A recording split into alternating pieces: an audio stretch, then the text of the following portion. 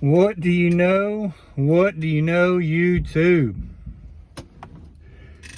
Tell you what I know.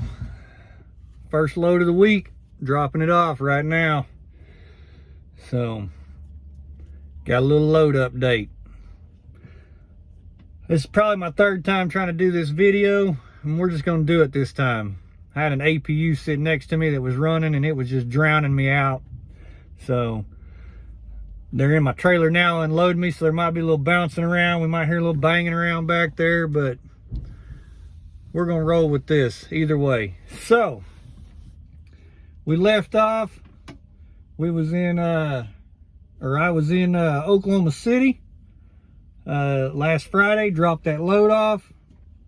And from there, I headed 16 miles over to the shop by my house to get a PM service done on the truck. That's where I left the truck at for the weekend. Monday morning, I got up, ran 198 miles down to Irving, Texas, and picked up a tire load. First time I've ever done a tire load. Something to keep in mind if you're ever doing a tire load, it's gonna take a little while. It took about an hour and a half, almost 2 hours to get loaded. They basically hand load them all. So yeah, about an hour and a half to 2 hours to get loaded. Live load. Load was marked at 24,500 pounds is what it showed on the paperwork. And it felt like a solid 20,000 pound load. So I'm pretty sure they were pretty close on that guesstimation. Now from Irving, Texas, I ran 206 miles to a different truck stop by my house.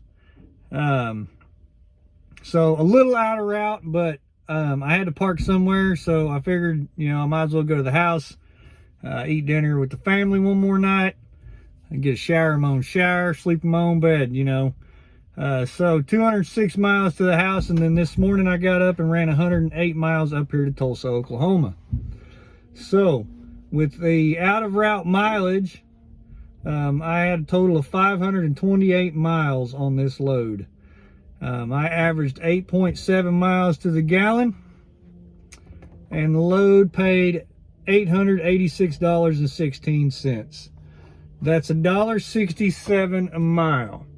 Now, had I not ran any out of route mileage, the load would have only been 450 miles total, which would have been $1.96 a mile. So $1.67 a mile with my out of route miles. Not too terribly bad. So I'm getting live unloaded now.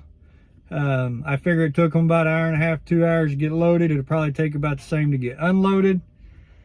So that's where I'm at, sitting in Tulsa. So this is one of them little short hops. I know I've had a few people ask about whether or not they could stay within like a 300-mile range of their house or 400-mile range. This is one of them loads that would have worked in that scenario, because it was only like about 200 miles down and about 200 miles north, so but if you're going to try to go home, you're going to have them out of route miles, because the loads are not always going to run you right through your house. They'll get close, but you got to kind of keep that in mind. If you're going to try to go home and try to keep doing little short hops, running back and forth through the house, you're going to take a hit on them deadhead miles and them out of route miles. So that's something to keep in mind when you're thinking about trying to run like that. Like I said, some areas it might work. I live in the Oklahoma City area. Texas, Oklahoma market's not all that great. I mean, there's freight, but it's not great paying freight. So every once in a while, I'll find a little hidden gem here and there and get a decent load coming out of Oklahoma. But for the little short hops, they generally don't pay, $2 a mile. They may pay $2 a loaded mile, but then after you put your deadhead on there, that number is going to come down a little bit. So that being said, that's where I'm at. So I got a long day ahead of me today. I've still got like 497 miles that I've got to run today.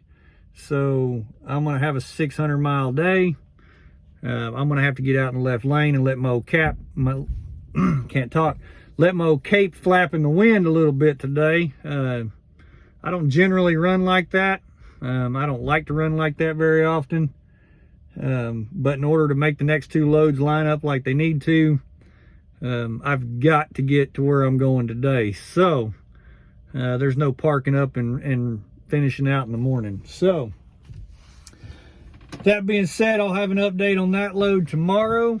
I'll try to get back on track here. I didn't have an update yesterday because I hadn't ran a load yet, so no video yesterday. But I'll get this load, I'll get the next load that I'm picking up, which is right around the corner from where I'm at.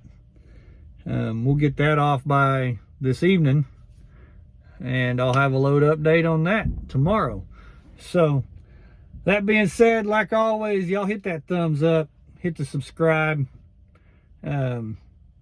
Also, I can't tell y'all how much I appreciate it. I'm over 200 subscribers now. I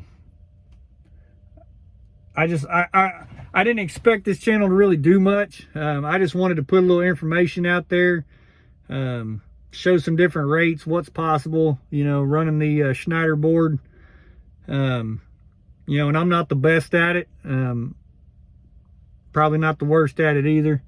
But I'm new to the whole dry van thing, and I'm learning, and I'm doing a few things a little differently, and I'm finding that they help. So we'll see if I can't continue to progress in the right direction. So I appreciate all y'all that have subscribed and decided to follow me. It means a lot. Like I said, I didn't expect this channel to do much, and to see 200 subscribers, it kind of takes me back a little bit. Like I said, I didn't ever expect it. So I appreciate all y'all.